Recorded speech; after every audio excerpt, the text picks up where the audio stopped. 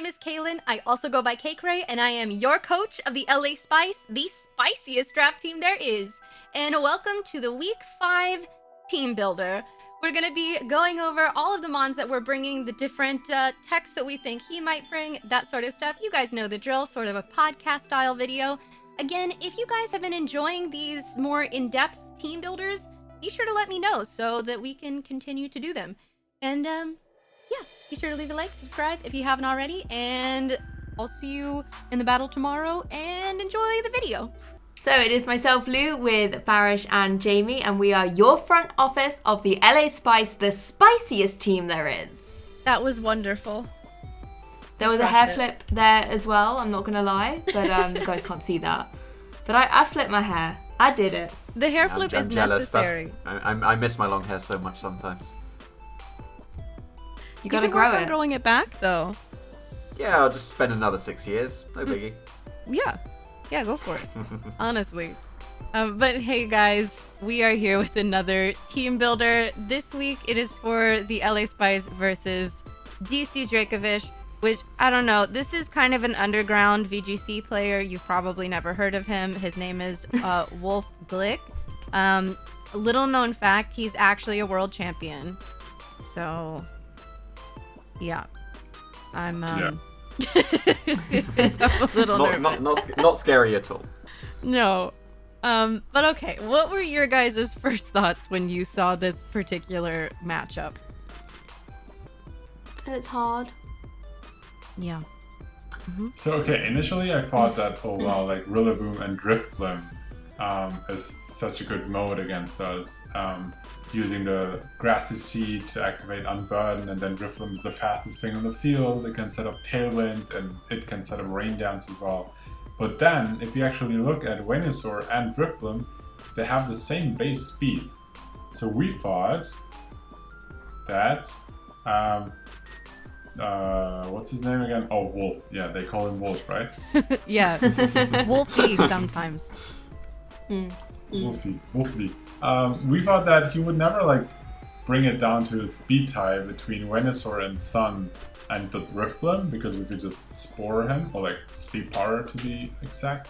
So we thought he wouldn't bring Drifblim against us, because that would come down to the speed tie. He wouldn't want to risk the turn 1 speed tie there. So that's probably not what he wants to go for. Just to elaborate on the Rillaboom and Drifblim.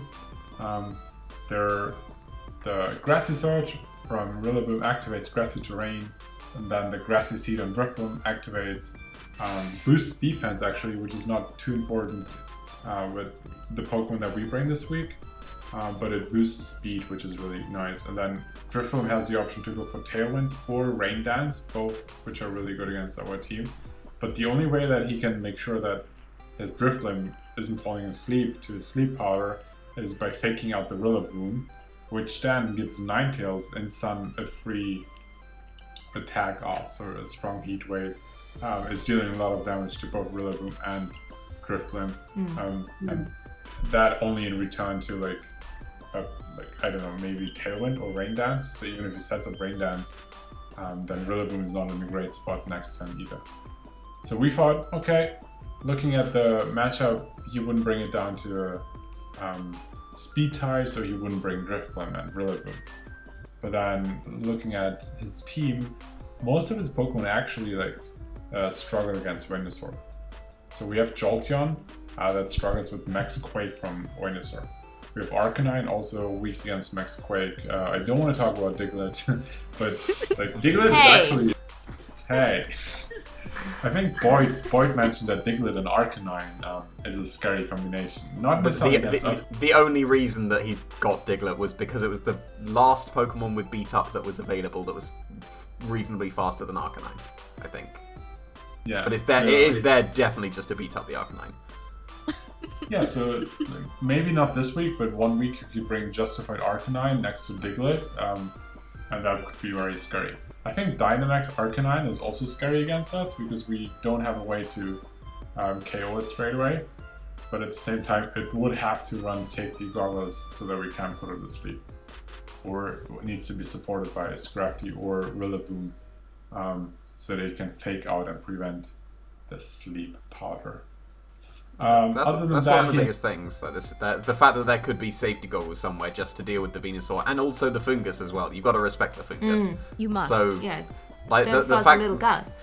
exactly, like the fact that safety goggles is much more likely than Lumberry and Chestoberry makes our strategy actually quite a lot better than it would be otherwise. Yep. And then just to finish up on the team, he has Dracovish, which is very scary. So except for Venusaur and Ninetales, it's like super fast, like not super fast, but like against our slow Pokemon, Mawile, Tyranitar, Dusclops, it's faster, and Fish's Rend is just absurd damage there. So we have to respect Dracovish. In practice, it turns out that if he plays it well, puts like maybe Rain Dance on his Musharna that we haven't talked about yet. If he plays well, if Wolf plays well. Yeah. You know, if. It's a 50-50, really. Yeah. Then Dracovish can be really scary, like in the back. If like Dracovish is just the Pokemon that you want to bring in at the right moment and then just sweep for the whole team, because Fish's Rend, even in Sun, can pick up KOs left and right. So that's really scary, and that's something to watch out for. A very unfortunate fact. With Scrafty and Arcanine, he has 2 Pokemon that intimidate.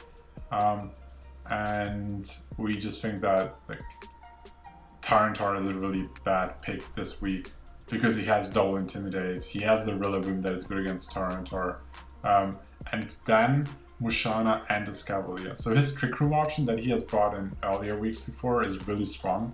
Musharna, usually overshadowed by Cresselia or at the moment Porygon 2 and Dusclops. Doesn't get like a lot of time to shine really, but it's really bulky. Has a great move pool, so you can use a lot of different strategies. We have seen him pulling off, was it Guard Split or Guard Swap actually? Guard Swap, yeah. Guard Swap. And Escavalier, the slowest thing, only Fungus is slower, but then Escavalier has Overcoat. So it ignores any like powder moves. And is really strong. Life Orb boosted, can take out like a lot of damage and pick up KOs against Mawile, Tyranitar, like even Ninetales in Trick Room. Has superior max quake from that Escavalier. So we thought that he wouldn't go with Rillaboom Drifloon, like not the fast mode, but instead try to like have his own slow Musharna, Scrafty, Escavalier mode with maybe Dracovish, and then we could see Arcanine and maybe still like an Assault Vest Rillaboom as a support Pokemon there. That's like roughly what we expect. But yeah, like what was our like approach this week, Jamie? Like what were you like keep saying what we have to do to beat Wolf? Well, at one point in one of the previous weeks, you were saying we need to do Salazzle Ninetales at some point. Because we have the wonderful combination of Sweet Scent and Hypnosis between the two of them.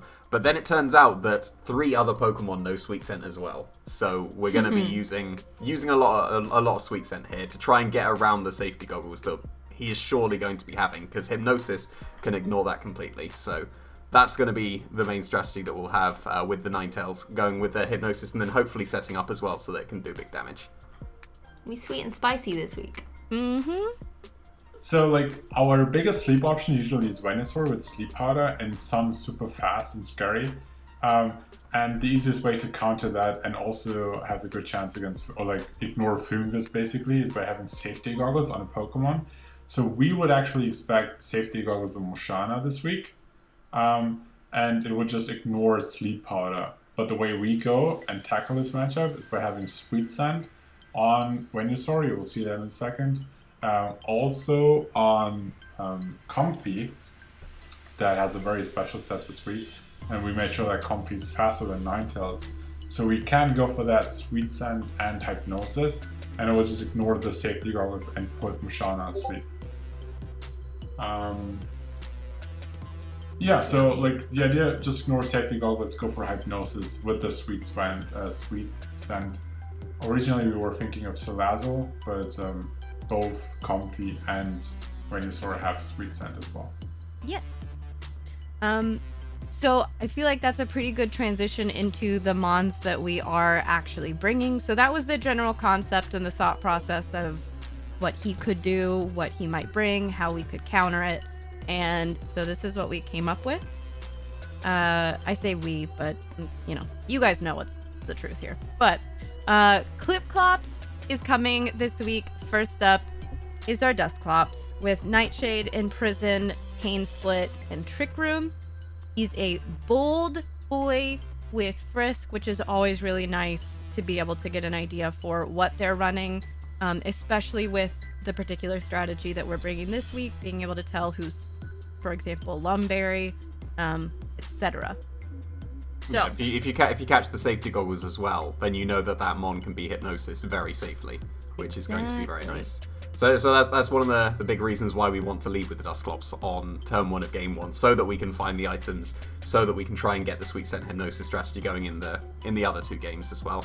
But it also puts a stop to the Musharna being able to go for Trick Room, because a Scavalier in the Trick Room is by far the scariest thing, and we can't have that. Mm-hmm. Yep, so just click Imprison, which makes Musharna not able to use Trick Room as long as Dustclops is on the field, which pretty much as long as we don't see Dracovish, Dustclops isn't getting one shot.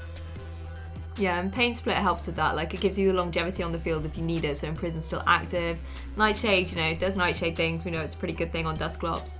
And then obviously we need Trick Room for the Imprison shenanigans. Again, Clip-Clops, really, really sort of bulky standard set, but the Imprison being really, really critical for this matchup. Yeah, and we thought that like pairing it up with Foxy Spice. Haha, you got it right this time. It's the next Pokemon. So Foxy Spice went through a lot of different movesets. And then at the end we came up with this one, having Heat Wave as the strong stab spread move. But actually, how about you introduce Foxy Spice first before we add a few important details? Me? Okay. Well, of course Foxy Spice is coming. I mean, if you guys ever see a week without her, then that's a week wasted, in my opinion. But we are going to be Heat Wave, Scorching Sands, Nasty Plot, and Hypnosis, like we talked about earlier. She has a Key Berry, which, I mean, we'll talk about. New meta defining item on Ninetales here for sure. But what were your guys' general thoughts in terms of the spread, in terms of the item, that sort of thing? The spreads, it outspeeds an Arcanine, because that's all we need to outspeed. And then the Comfey will be 1 point faster than the Ninetales. I made this quite a few days ago, but I think it's something Heat Wavy against Escavalier. I think it still KOs Dynamax Escavalier in the sun. Pretty sure that's why I made it do.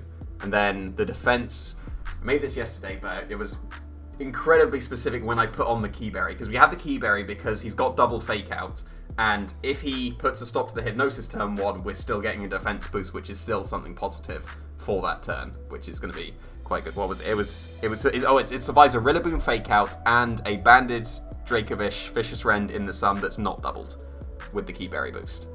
So it's wonderful. I love that for her. Jamie is amazing when it comes to split. I'm really lazy when it comes to calculating splits, so all I'm saying is like, hey Jamie, can you please calculate Foxy Spice to survive any combination? He's like, oh yeah, I'm on it, and then he comes up with these spreads, and then in practice they always survive on 3-4 HP. Yeah. We call the Jamie splits working out. Just to add on the strategy, the idea was that if we prevent Trick Room and we have a Pokemon that can boost, that's really strong. If he leads something defensive like Scrafty Musharna, for example, we can just prevent the Trick Room with Imprison and then use the time to set up Nasty Plot. And +2 Heat Waves and Scorching Sands are just really strong. So that's our general strategy in game 1. Having Dustclops to scout the items and prevent Trick Room, and then having Ninetales to start setting up and attacking. It can also always, we probably don't want to show it in game 1, but if there's a tricky situation, we could also go for a blind Hypnosis. But that's last resort, I suppose. So game 1 will just be setting up and then attacking. And the beautiful thing is that if he sees Nasty Plot and Heat Wave in game 1, he won't expect Hypnosis in game 2. So it's very rare that he would have Nasty Plot and Hypnosis there. Yeah, that's like my favorite thing about this set because it shows the complete flexibility of Ninetales. Like, I think with every matchup we've had, Ninetales has probably been one of the most versatile Pokemon, and we keep changing the way that we're running it and its item.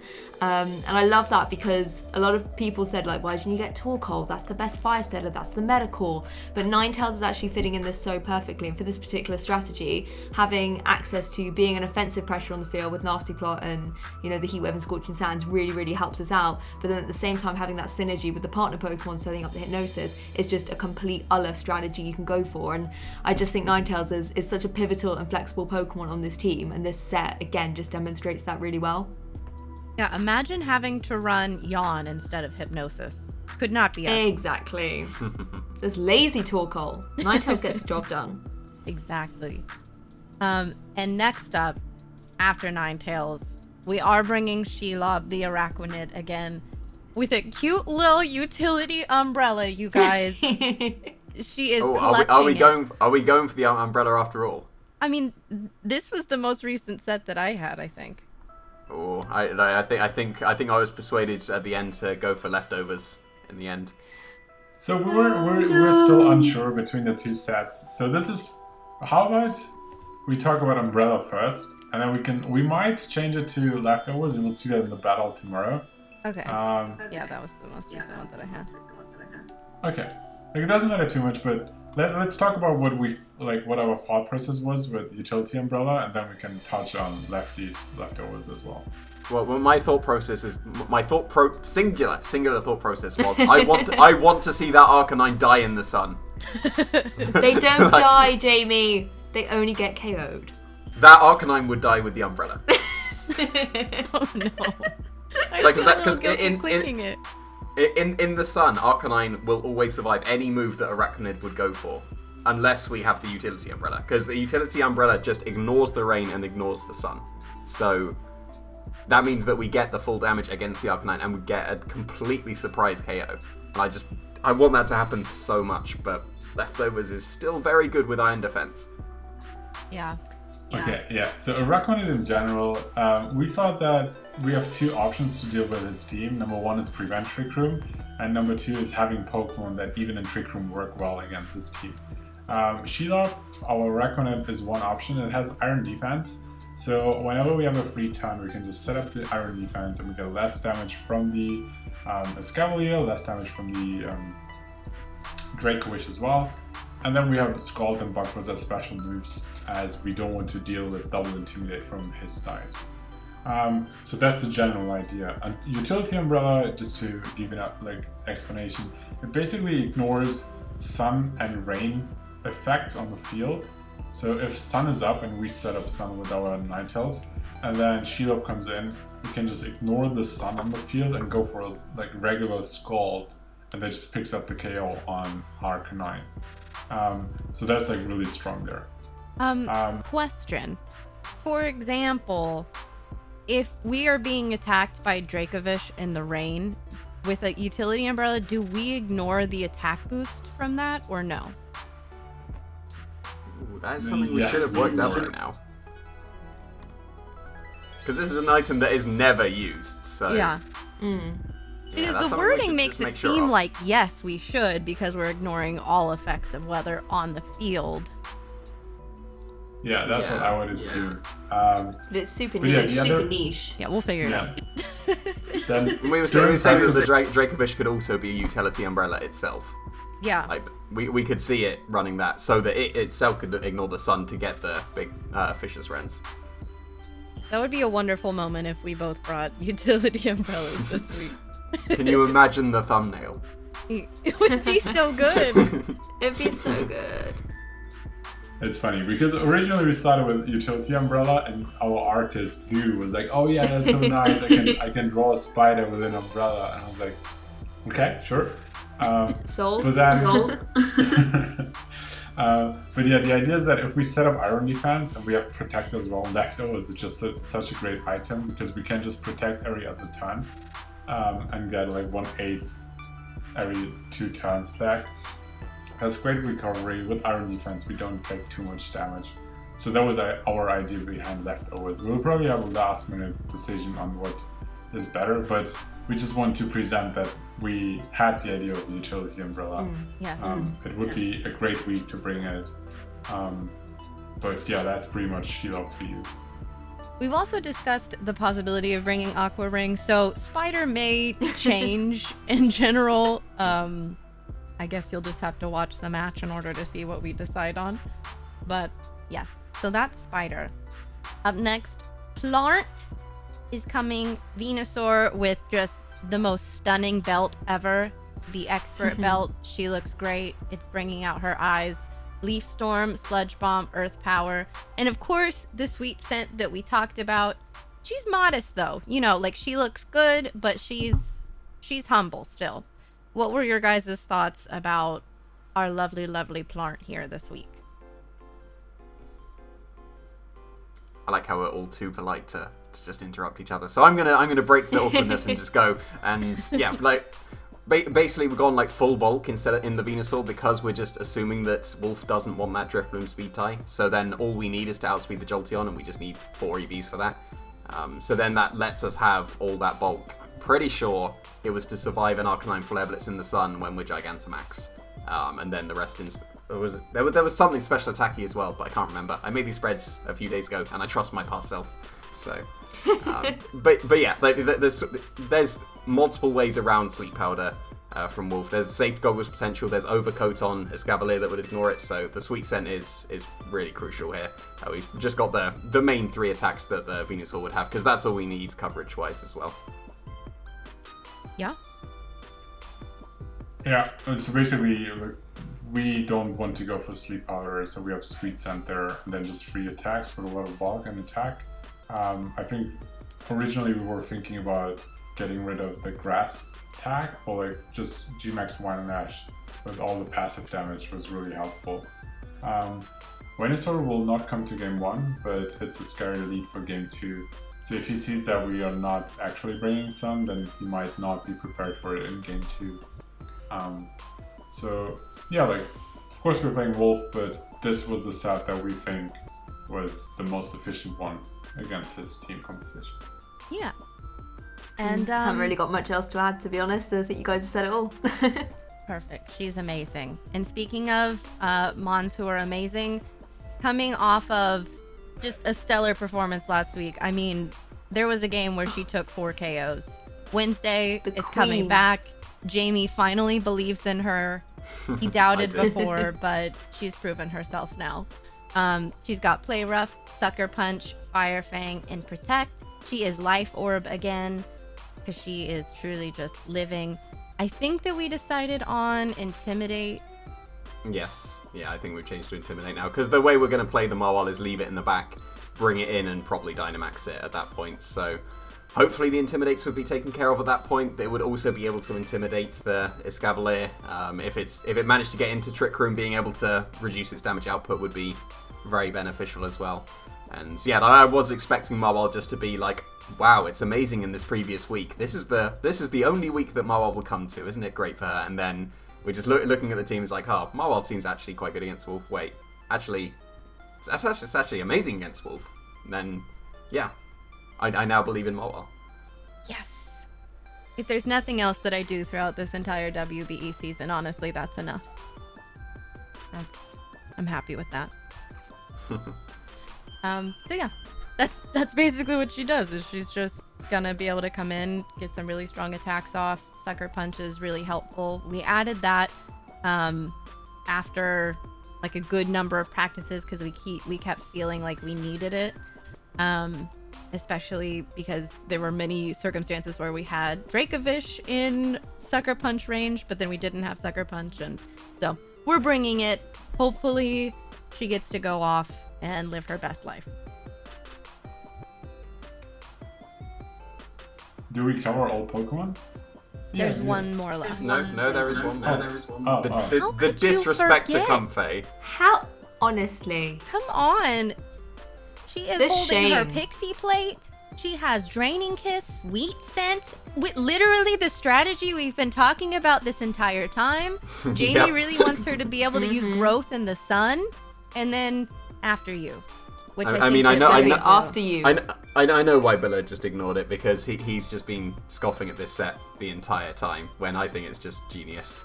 So, Okay, I think we change it whatever. after you to Floral Healing. Yeah, it's weird because I updated all of them, but for some reason. I actually think, okay, how about we run Bobiri Berry on Comfy? No, we need the Pixie Plate for the damage. We need the Pixie Plate to be able to either two-shot the Dracovish or one-shot it with a growth. So, Pixie Plate is necessary. Alright, comments. Otherwise, like Comfy is actually a very speedy Pokemon. We have a 1 point faster than Ninetales, and we have the Sweet Scent and Hypnose strategy going on there. If he doesn't lead, so that is like one possible lead we have. If he doesn't go for a Fake Out, I don't think that against Ninetales you wouldn't want to bring Rillaboom, right? And then if you bring Scrafty, which is the other Fake Out Pokemon that he has, Scrafty is just really losing hard against Comfy there. We can basically ignore the Fake Out and just go for a Draining Kiss that might even like pick up the KO. But if he's bulky in Sun, like Jamie came up with this. Actually, like, why am I talking? Jamie, like, talk us through this set. Well, yeah, like he's got mainly physical attackers, so a Calm Minds boost doesn't really help special defensive wise. So we might as well get 2 boosts in special attack when the Sun's up with growth, and then the Comfey can do some serious damage. Like I said, it can then OHKO the Dracovish with the Draining Kiss. So growth could be putting in some good work here, especially if we've got the Sweet Scent Hypnosis off. Then we've got 2 potential Pokemon to go for Nasty Plot and growth, get 2+2s, and then start sweeping. Oh, it would be so cute. Just Ninetales plus Comfy being boosted to the gods, doing the finest of work. That's the thing I think with the team this week, like, we've really heavily invested in on this strategy. Like, I don't think we can understate it enough. Like, Wolf is a phenomenal player, and like, even when he is at such a disadvantage, he's like a wizard, and he will just like come out of nowhere and just be able to find that one play that he needs that you wouldn't even think about doing. And you know, that's not something you can prep for necessarily. Like, you can't prep against witchcraft, but the one thing we can do is have a really, really solid strategy. And the fact that we've got all these Pokemon that work really harmoniously together, and that we've got these awesome Jamie splits going on, and we've got sort of the great insight and everything going on from you guys. Like, I've taken a bit of a backseat this week because I went back to work, and just seeing like what you guys have come up with in the face of such adversity, and seeing how Kay's been able to practice and be able to really sort of take on the team. I'm really, really confident about this, and I know it's a tough matchup, but when you see how everything fits together, if on the day all of those planets align, as it were, then this could be a really, really strong match for us. The Yeah, planets. Wolf is always going to be ready, so using some completely out there strategy is definitely the way to go, because you've got to try and catch him off guard, because he will be ready for the standard approach. So hopefully we're going to be able to catch him off guard with this. Yeah, I think calling back to the battle against A-Drive whenever he brought, what's it called? The dragon turtle? Turtonator. Turtonator, that's right. It was able to catch Wolf off guard, and Dan, I think, like, almost swept that first game, and then Wolf brought it back, but he was able to pick up a win that way. So hopefully we can sort of emulate something similar. We'll see. The beauty of our team is that like we have different leads. So game 1 we want to scout the items and his strategy, so we'll go for the Frisk on Dusclops. Then game 2 we can switch it up and have Ninetales and Venusaur with a lot of offensive pressure. And then game 3 we can have Comfy and Ninetales. Like if he that's what we expect. If he goes like a passive, like very bulky strategy, then if we just Nasty Plot and Growth turn 1, and he has like 2 boosted Pokemon, and all he did was like setting up Trick Room, then we're like in a really good spot. And the only thing that like Comfy really loses to heavily is the Escavalier, but then our Ninetales is dealing with that. So having the Viscality, bringing different like lead options, that even if he